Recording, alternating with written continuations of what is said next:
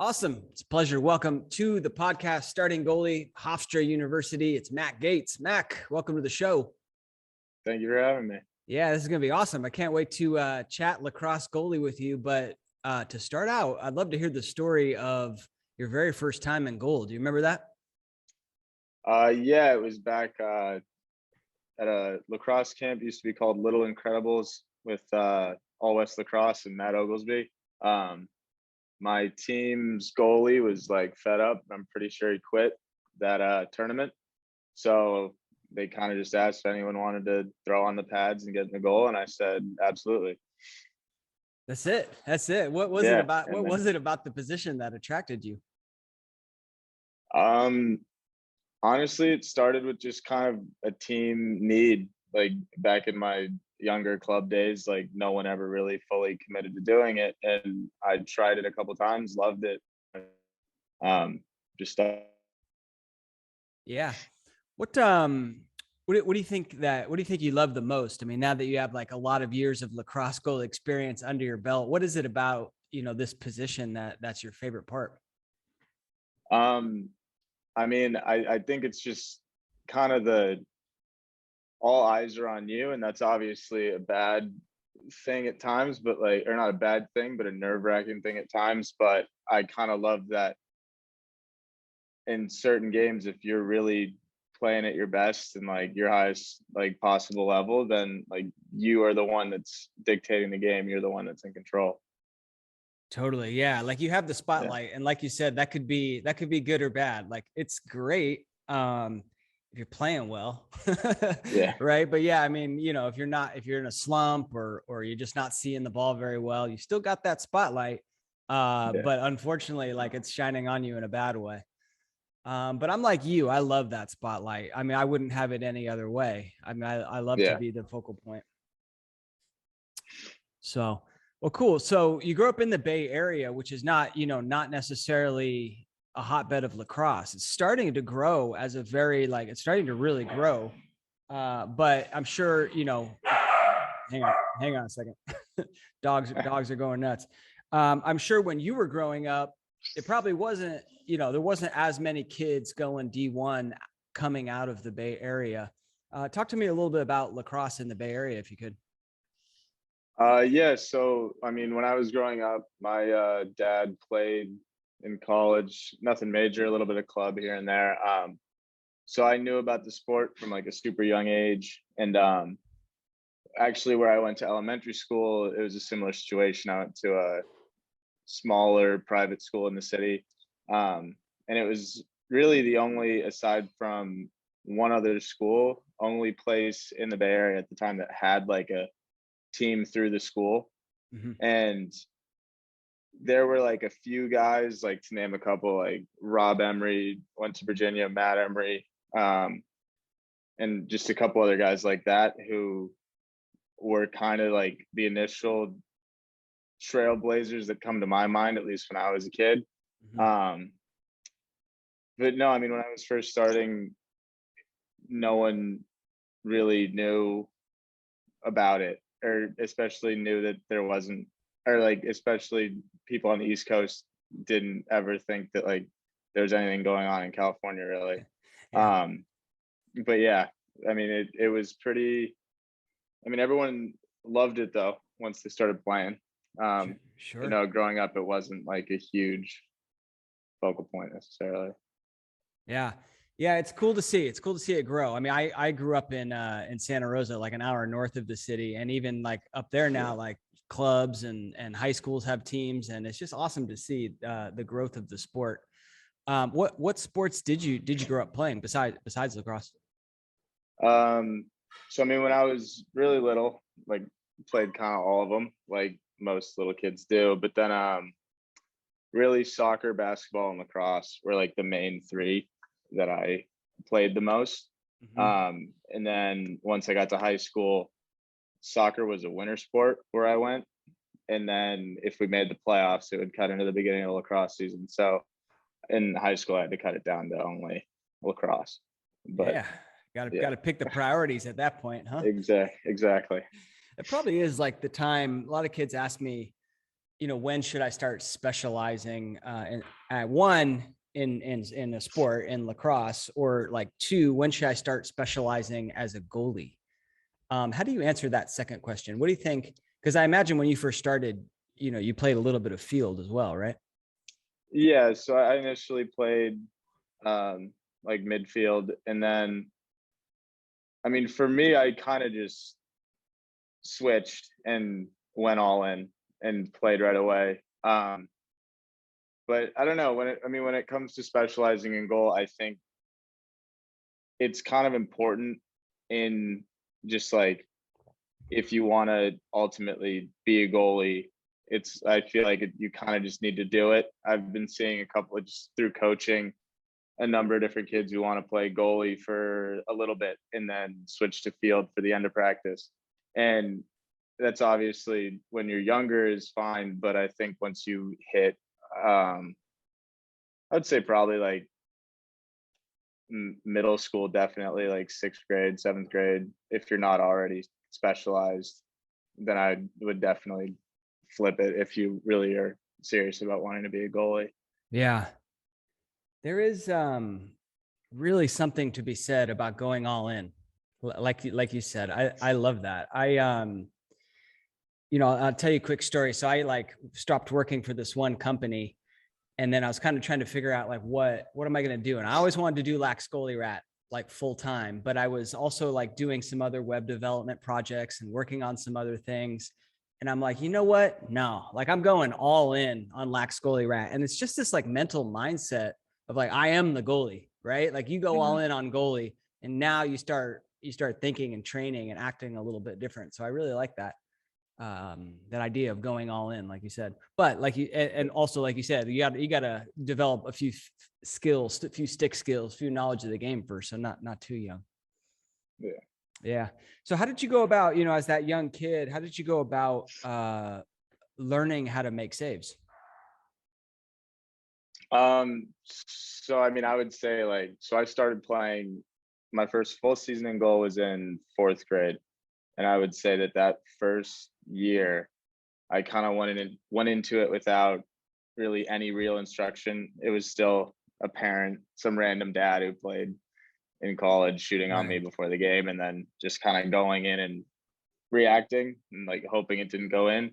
But then I would say the summer after that, I started going to some camps, just through like All West in advance. And then, yeah, I mean, I didn't really have super formal like one-on-one goalie coaching until I met Andrew Gavazdan, probably when I was like a sophomore or junior in high school.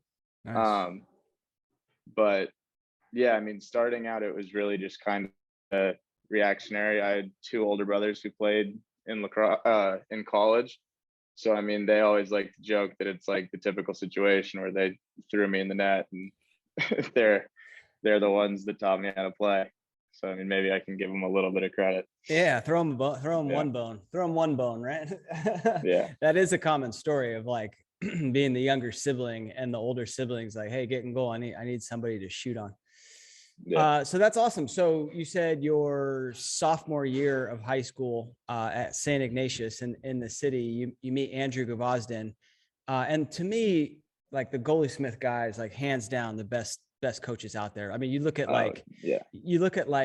who they've trained, and it's just like all of the D1 goalies right now, are like have gone through Goaliesmith. Talk to me a little bit about working with Andrew and specifically what you learned from him.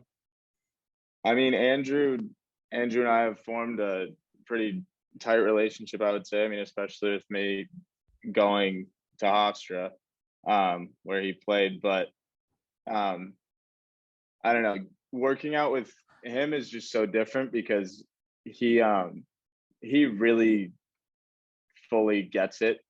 Like every single thing you could possibly be going through as a goalie, like mentally, like I'll call him if I'm feeling like I can't save a beach ball, and he'll have tips for me. And I think ultimately he just gets so fired up to coach every single time. Like even when it's a one-on-one and we're only going for like 30 minutes, he's like blasting the speaker and super high energy. And I just think he understands better than a lot of goalie coaches, because I think a common thing that can happen is you run into coaches who think there's one right way to play goalie. And I don't think the Gvazdens and the Goaliesmith guys do that. I think they'll give you tips on like basic things you should keep in mind, but then ultimately work with you within the style of goalie that you are, instead of trying to completely switch how kids are playing instinctually. And I think that's really important. I do too. 100% agree with that. 100% agree with that. You pick little elements that work from you, for your style, and kind of form your own style. Right. You know, and some of the things that I talk to these goalies about, like I would love to play a real wide base. But I'm 5'8". Like I can't do that. I can't do that. Like just doesn't work. So anyway, yeah. But anyway, going back to Andrew, at Gvozden, so he, also went to Hofstra, graduated from Hofstra. How did Hofstra come into the mix for you? Was that purely your idea, or was that something you guys talked about? It was something we talked about a little bit. And I know he reached out for me a number of different times. But I got the chance to play out here. My junior year of high school, we were out here to play Garden City and Chaminade, and we played Garden City here under the lights. And so one of the assistant coaches at the time here was watching the game. And that's what kind of fully started an actual line of communication. But Andrew definitely helped get the foot in the door. And I had an assistant at SI, Ryan Carter, who also went here. So I had two just kind of pretty close connections with Hofstra.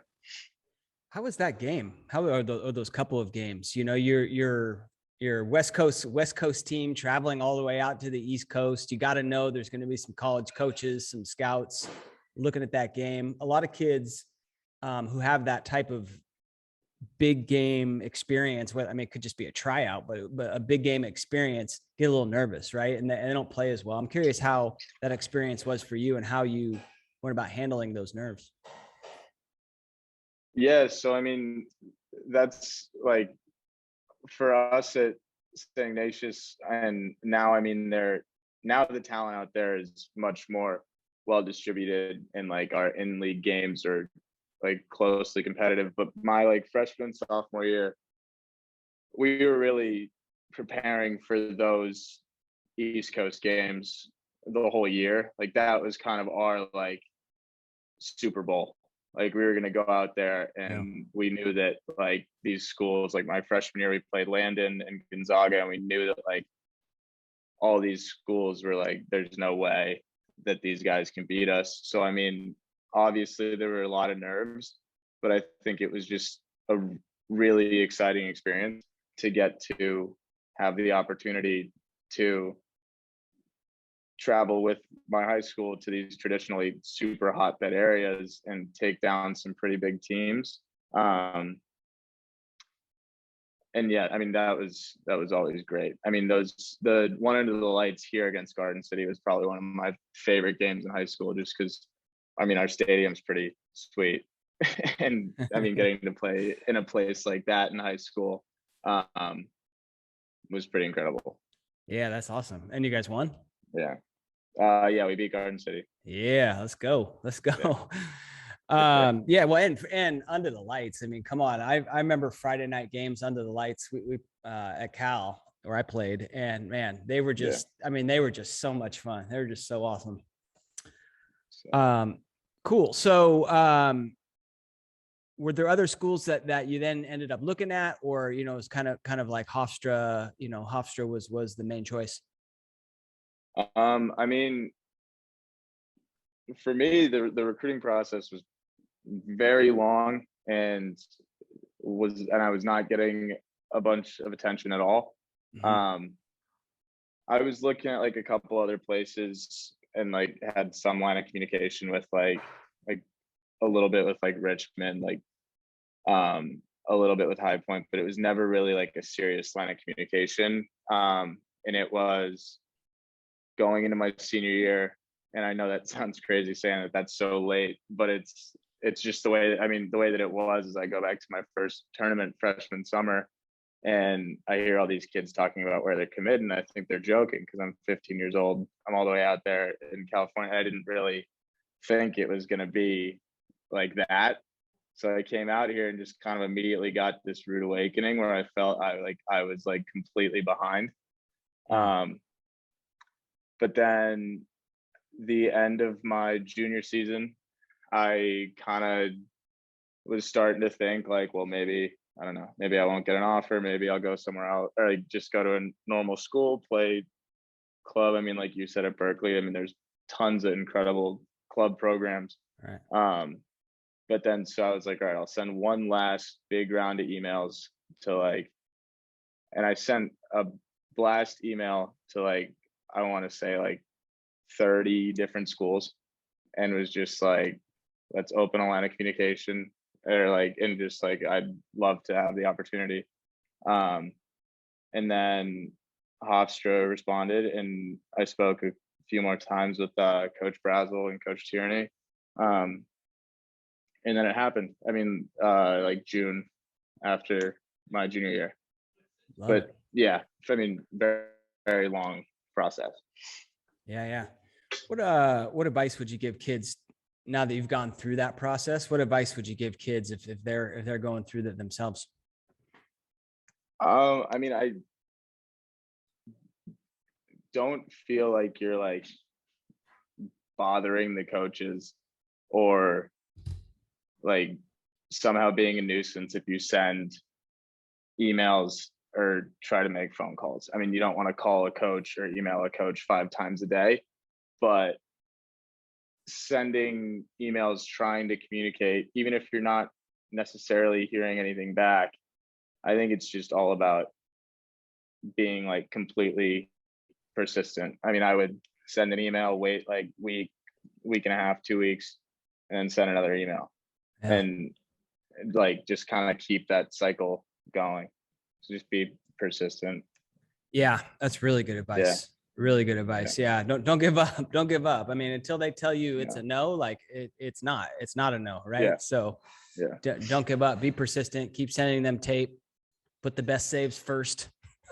So you hook them. Anyway. All right. That's good stuff. Good stuff. So you show up at Hofstra, as a freshman, and I'm always curious, like leaders, lacrosse goalies, the best ones I know are leaders of the team, right? And it's always so hard when you're with like a new group of guys. One, do you consider yourself, are you kind of a team leader type of personality? And then two, like if you are, like how did you go about sort of building up those skills? I mean, this being my first year starting, I would say that I am a leader on the team, but not necessarily in the traditional way that you would like think of a leader. I mean, like you think a leader, you think of a big, loud pregame speech. You think of lots of like talking, like leading with your voice and doing all that. And I at least hope what I'm giving off is just kind of more like leading by doing more. Because like for me personally, if I start yelling or start like getting all amped up, fired up, I bring myself out of like where I feel like comfortable and ready to go. So like if I'm yelling in a pregame speech, like it almost makes it too big of a thing for me. Like I'm a big believer in it's a lacrosse game, play lacrosse, and like just keeping it that simple because it's already a stressful situation. I mean, so I think I've tried a lot this year, especially we have a young group of guys after graduating, a lot of seniors. I think what I've been trying to do most is just remind everybody that even if you haven't gotten to play like in college yet, it doesn't mean that you've somehow completely forgotten how to play lacrosse. Like we've all been playing lacrosse our whole lives, and just like to kind of stay calm is what I've been trying to put on to everybody. Yeah. Love it. Love it. Lead by example.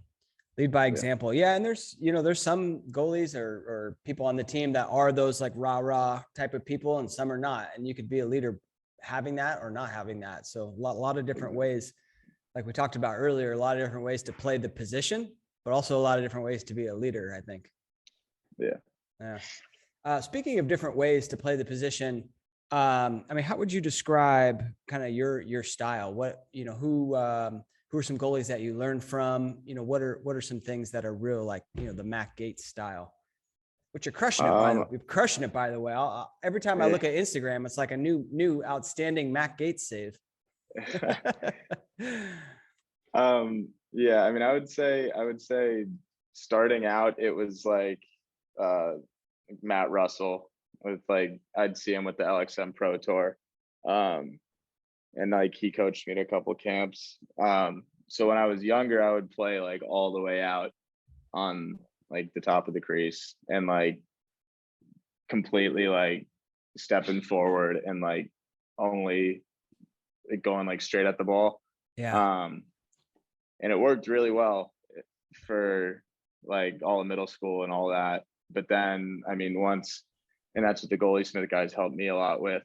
Once they start coming faster and you have less time to react when you're all the way out like that, and you're not stepping side to side, it can make it a lot more difficult to save the ball. So I would say I still like, and I have a lot of tendencies still to explode forward, just because I want to try to be explosive, but I have tried to play a little bit of a flatter arc with more stepping like side to side to like a 45 instead of stepping like out.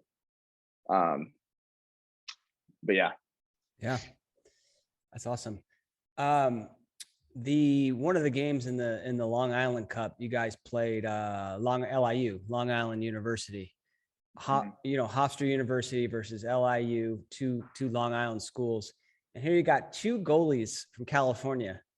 Will Mark, the other goalie for LIU, also out of the Bay Area. That's got to be a pretty cool moment. Yeah. Will and I were on the same club team, I want to say in 6th grade. We were both on the same Alcatraz Outlaws team. So, I mean, we haven't kept in like super close touch, like where we obviously still say what's up when we see each other, but yeah, it is pretty cool. I mean, especially from like the Bay Area, like only like 30 minutes away from each other. The fact that we've both kind of ended up in this hotbed Long Island like game against each other. It was a pretty cool experience. Yeah, that's awesome. One of the things about your style that I would love to hear you talk about, and Will does this too, is the hands are a little bit like closer than what you would normally see goalies do. And I'm not saying it's a bad thing. Like, I'd say there's a lot of like different styles, right? I mean, wherever you're comfortable. But when I look at pictures, it looks like your hands are a little bit closer. Talk to me a little bit about, are you still doing that? And if so, why? Yeah, I mean, I think my thought process with that is like,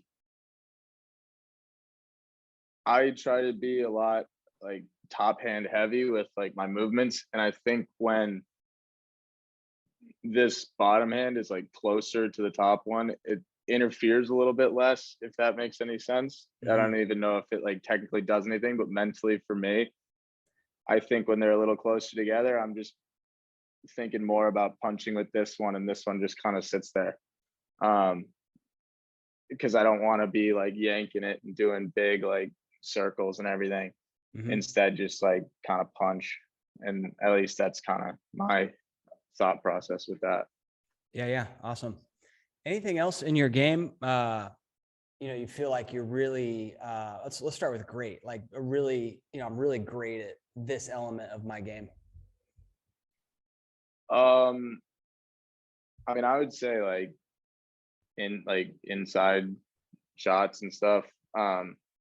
I mean, like my teammates will even joke with me sometimes. They're like, you seem like you save the ball more from 4 yards than you do from 16. And That's it. I You're like, hey, mean, just let him come and in, man. I'll take the 4-yarders. You guys prevent the yeah, 16s.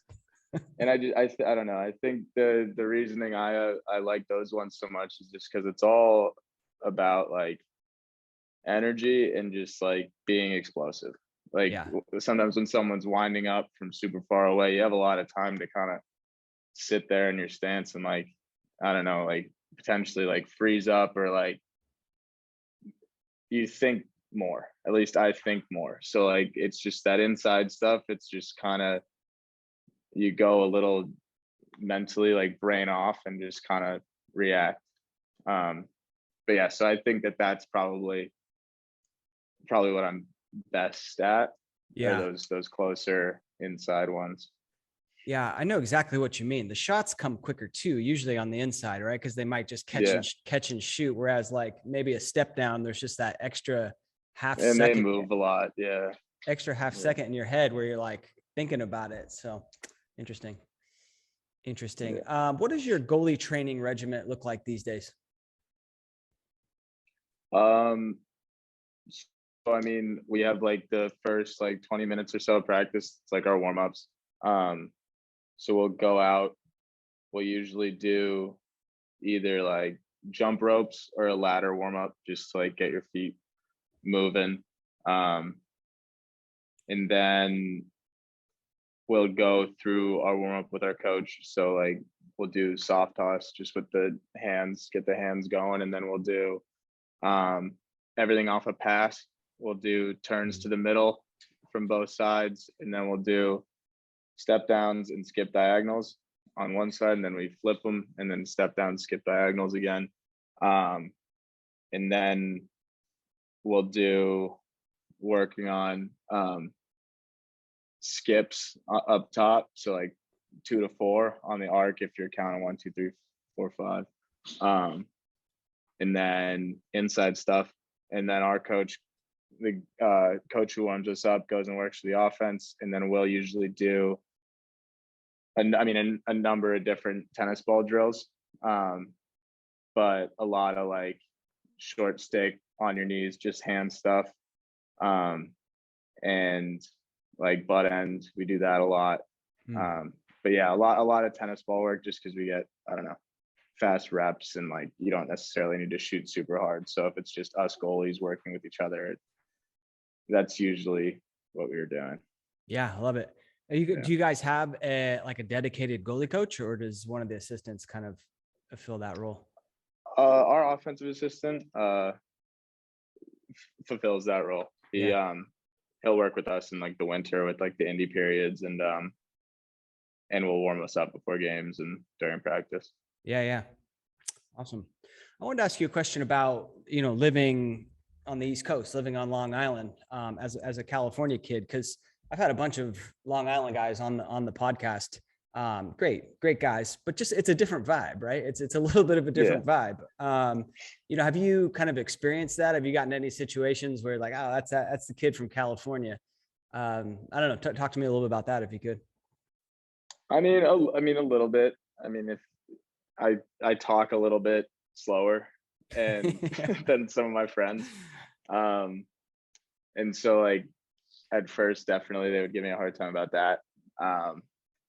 But no, I mean, overall, it's been pretty cool. Just, I don't know, seeing because it is like, I don't know, a different way of life. And like, even though there's passion for lacrosse, like where I came from high school, there's still just like a different approach, like a little bit of a different feel. And I'm sure California will get there. And I'm positive that it will, just because of how much people like the sport now out there. But there is just this vibe around lacrosse like here, and I'm sure it's the same in like Maryland and places like that, where it's like the only thing, and it's like lacrosse like above everything.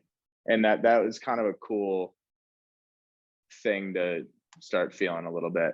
But no, I mean, I didn't get too many moments where this guy's from California. I mean, if I would struggle in a practice, like my friends would give me some like trash talk about how it's not the California kid shooting anymore and all this stuff. But no, nothing too notable. Yeah, that's pretty good. Yeah. That is interesting. Yeah, I mean, like I said, I've had a bunch of Long Island goalies on, and yeah, I mean, they're just so passionate about it, which is awesome.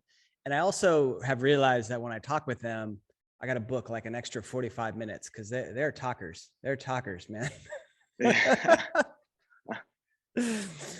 um, and the lacrosse is a little bit different, right? Like, I don't know, like it seems to me like a lot of Long Island kids play football and lacrosse, right? And so like you do have this much more like football mentality as opposed to like you and me sort of grew up playing soccer, which is, you know, it's a great sport, but it's just a little bit, it's a different sport. Yeah. Have you noticed that as well? Like it's just kind of like a different style of lacrosse. Yeah, I would say so. And I mean, I think the main thing that I noticed, and I mean, this kind of goes back to high school too, when we would play um, some of the teams out here, we would have a much more like free flowing, like just kind of let our different athletic middies just be athletes. We'd run some base set, but then just kind of let them go. And just everything out here is a little more like to a T, I would say. Like every play is like super drawn out, bunch of different looks. And it's like, I would say, I guess like robotic, but in like a good way. Like it's just like, it's like a machine, a little bit more than just this kind of free flowing thing. Yeah. But yeah, no, I mean, there definitely is a difference in styles. Yeah. Interesting. Yeah. How about a time in your career where you went through a slump? Has that happened? And if so, you know, how did you go about getting out of that? Yeah. So my junior year of high school, we had like a really good team, like probably the best team that I was on in my 4 years in high school. Just a bunch of different like, and we were like preseason ranked on inside all this stuff. So we were pretty fired up. And it was like, I want to say like the second game of the season through like the fifth game of the season. The first like part of that was just kind of easy games that like we knew we were going to win, but I still just wasn't really playing super well. Like we were winning.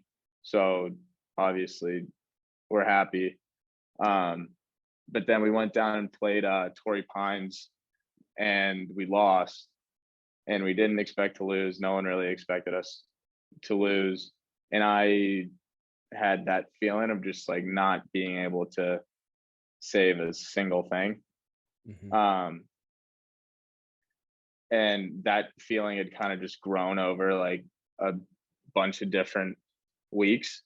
And the next weekend we were playing Gonzaga from DC. So like I was like, if I play like that against them, we're gonna lose by a million goals. So I call Andrew Gavazdan, and I like was pretty upset, and I was pretty blatant in the way that I asked him. But I was like, I essentially asked him, I was like, Andrew, why do I suck like right now? Like, why do I suck? And he's like, are you like thinking way too much? And I was like, well, what do you mean? And he's like, before like people shoot, are you like already thinking about how bad it would be if they scored? And I kind of thought to myself, and I was doing that. Like if someone was pulling up from like a low angle, I'm thinking like, oh, if they score, this is gonna be like terrible. I shouldn't let this goal in. But then they'd score, and I would like crumble a little bit, get upset. So what Andrew told me to do is just go like after practice, get people to shoot on me, even if I need to get them to like take a little bit off. And he's like, just save like a bunch of shots, like in like a different types of shots. Just don't let them go in the goal. And like, even if you need to tell them to just pass it to you, just like go through the motion of making a bunch of saves. And the next game, try and play like you don't even have a stick, and like at practice, like play like you don't even have a stick. Um, and that helped me a lot, because for me, when I get away from just trying, like just playing, and start thinking so much about like where my feet are placed, or like if my hands are higher or whatever, like if I know in my head that if I'm thinking and worrying about that stuff, then I'm not in the right zone. So I guess to get out of that slump, I just kind of had to reset myself a little bit and go make a couple saves, even if they're in shooting drills with people shooting half speed, and just like find that groove again. Yeah. And I mean, now I can do that. Like if I have a bad game, I'll do it the next day. But like I didn't think to almost like ask people to just like let me make saves after practice. But that's actually been something that I've done that helps a lot. I love that. Yeah. It's like building it back up, you know, and so much of what we do is muscle memory. And so just kind of, you know, getting that muscle memory back, not to say you lost it, but sometimes you're right. You do. I know exactly what you're talking about with that feeling in your head of like, you know, they're coming down the alley, they end up shooting. It's a real tight angle shot. And you're thinking like, man, if I let this in, this is going to be horrible. And then you let it in and you feel, I know exactly. I've had that happen quite a bit, but yeah, I love that tip of reps, you know, reps, real purposeful reps, and just build it back up till you're out of your own head and you've built that confidence up. So Yeah. awesome, man. Awesome. So you are, what year are you in at Hofstra right now? I'm a red shirt junior. So I'm a senior, but I'm coming back for my grad year next year. So you're coming back for one more year next year. One more next year. All right. Okay. All right. Well, it's awesome to watch you guys play. You got a big game well, let's see. By the time this comes out, that'll be kind of it's March 10th today. You guys got Manhattan and then Rutgers, two big games coming up. What can you tell me about those? I mean, we're excited. We're this year, this team, I mean, we lost guys like who are very hard to replace. So I mean, with this year's team, it's just gonna be like a game by game thing, like just focusing on getting better by the time conference play comes around. So I don't know. We're excited for every opportunity. And like me personally, I don't know, and I'm sure a bunch of people can relate to this, being a backup for so many years, like now that I'm getting the chance to play again, I'm just excited for every opportunity to kind of go out and like show everybody like that I should be like where I am. Yeah. Yeah. Love it. Yeah. When you were a backup, you know, how did you go about making sure that when you got this moment, like you're gonna take advantage? Like, you know, how did you go about? It's tough for goalies to be a backup and not get the starts. I mean, let's be honest, everyone likes playing, and you know, when you're getting passed up for those, there's only one goalie, and when you're getting passed up for that starting look, it can be tough on a lot of goalies. And I'm curious how you handled that situation. I mean, it was really hard. I mean, especially at the beginning of this season, because it's not to say that like practice isn't important. Practice is obviously important, and doing a good job in practice is hugely important, but there is just a different like swagger and feel that you need like on game day when you're playing in those games. And I've had various conversations with people, and like that feeling can start to fade a little bit, that like game time gamer feeling. And so I would say like coming from being a backup to being in a position of playing, like just like remember that just because you weren't playing doesn't mean that you couldn't have been. That's what Andrew actually told me this year. to like kind of get me in the zone, like confidence wise. It's just important to remember. I mean, there was an incredible senior leader and team leader in Bobby Casey, who was the goalie over me. And like he did a tremendous job, and it wasn't my time to go. And what Andrew reminded me of is that just because you weren't playing doesn't mean you weren't capable too. Mm-hmm. So I think the biggest thing about being a backup is you obviously are going to doubt yourself because you're not playing. So you're like, what am I doing wrong that I'm not playing? And I think people need to recognize more that it's not always what you're doing. It could be how the team's set up, like number of different things. Seniority. Yeah, seniority, all this stuff. So it's just really important. I would give this tip to like any backup is just don't like beat yourself up. Cause I don't know. I think that's such a thing that happens so commonly is like people beat themselves up way too much. And then when it's their time to play, they're like, it's unfortunate, but they're like, so like not ready for it. Cause they just we're so bummed about being a backup for so long that they don't get to play the way that they're used to playing. Yeah. Don't beat yourself up. I think that's good advice for even starters. I mean, I think there's a lot of goalies out there that are just way too hard on themselves.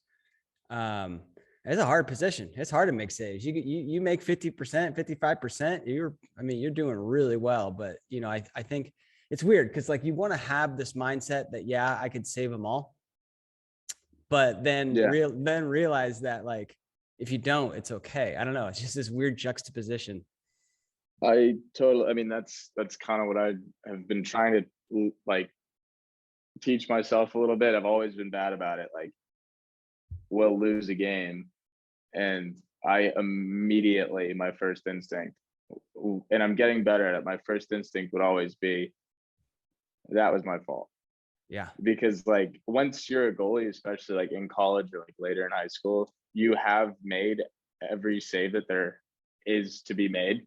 Like everyone's had, by the time they're in college, everyone's had a sweet doorstep save or a save from 15 or like a down the, like you've made every possible movement and save ever. So I think you get lost in this idea where it's like, well, I can do that. So like, why didn't I do that? Like I played horribly. Right. And I think that that's something, you're right. I think that'll come back to be a bad thing. Yeah, I think so too. And it's so interesting. I'm sure there's going to be a save that you'll make this year that would be like, I've never made that save before. There's just so many options. You know what I mean? Yeah.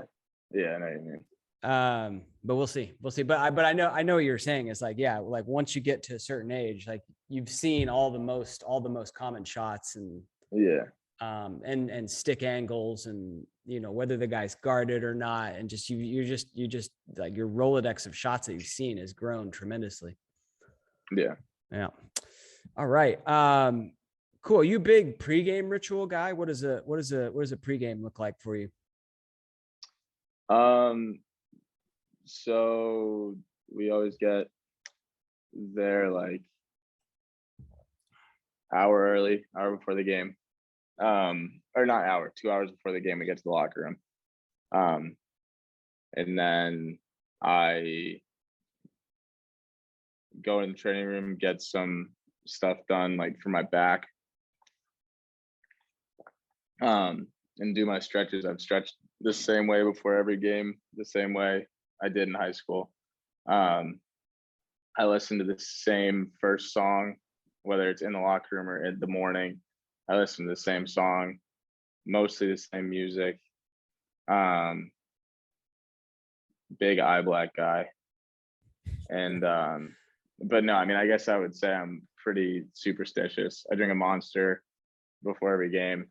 But yeah, no, I mean, I definitely have. And I think they're important because I think those are just the little And I mean, obviously some people don't need pregame rituals, but I think they are important just because it's like the thing that's telling you a little bit, like, obviously, you know, you have a game, but like for me, like if like I hear a certain song or when I do a certain thing, like almost like feels like it's getting me ready for like it's game time. And like that's when like I know once I do all those rituals.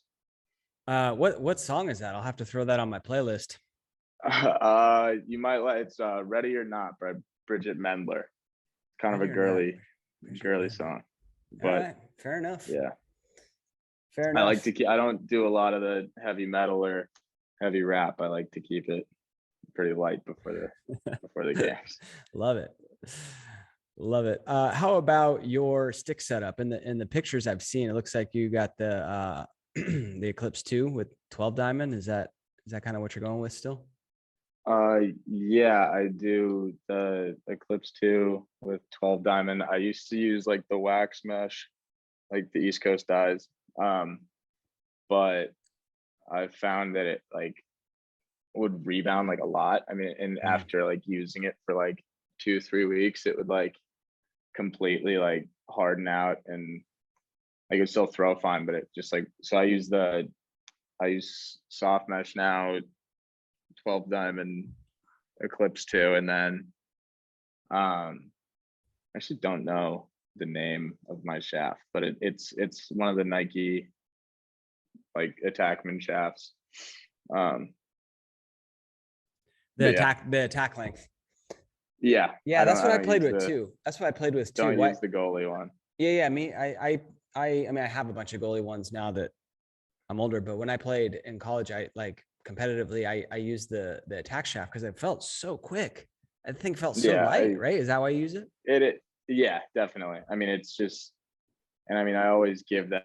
I mean, it's personal feel, whatever, if other goalies like using the long ones, but I just feel like it's like you were saying, just a ton lighter, right? Less stuff to drag around. I don't know. But yeah, attack shaft. We do miss out on like 1 or 2 shaft saves per season. That's it. That's true. But you know what? Hey, if we make more, if we can make up for that by being quicker, right? Exactly. All right, cool. Love it. What about the mental game? You know, it's kind of a huge part of being a great lacrosse goalie is being real strong mentally. When I say, you know, mental toughness, what comes to mind for you? We talk about this a lot on our team here, and I think it's super important. We always talk about goldfish because like it's the famous thing. A goldfish has like a memory of like, I don't know, like 5 seconds or whatever it is. And I think that is like the complete definition of it. Like whether a good or bad thing happens, it should be in and out. Like, cause I just feel like for me, and it goes back to what I was saying about the yelling before games, like getting super aggressive and intense. Like, I think if I'm making a bunch of saves and let myself go like, oh man, like I'm the man, and start like maybe talking trash a little bit, like that brings me out of that kind of chilled out state. So by not forgetting that stuff, I'm then out of my comfort zone. And then if I like the flip side, if I get way too intense about letting goals in, then that's gonna mess with me too. So I think the mental toughness thing is just good and bad, like completely, like to the best of your ability, like letting it go.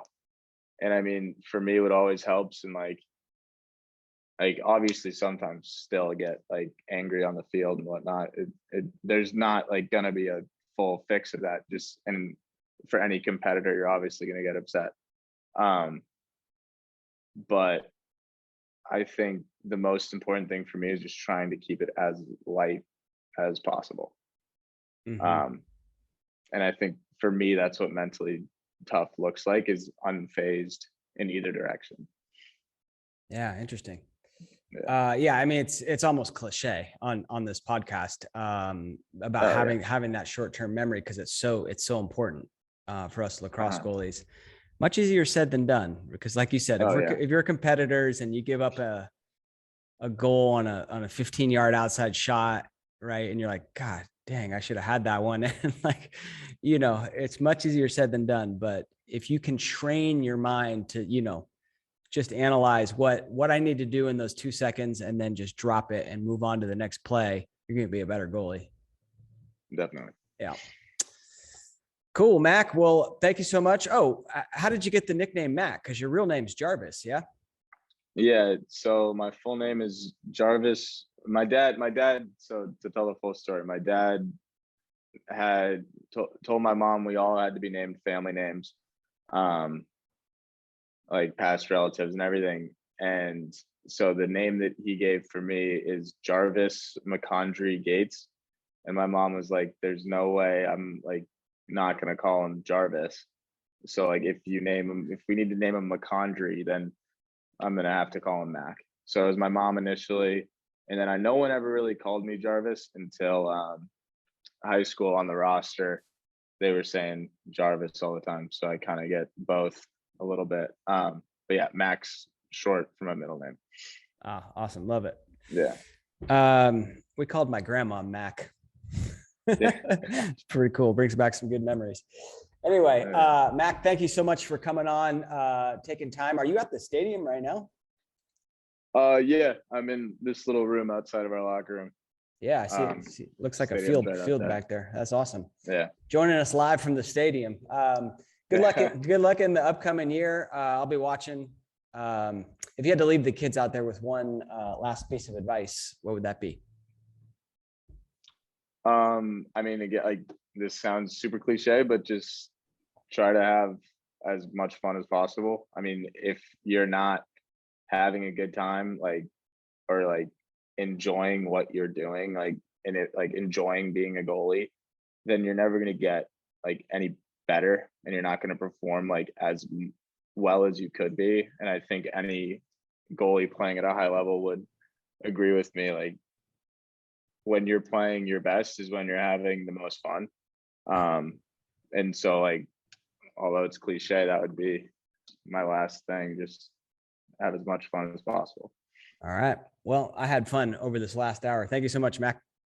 Yeah, of course. Thank you for having me.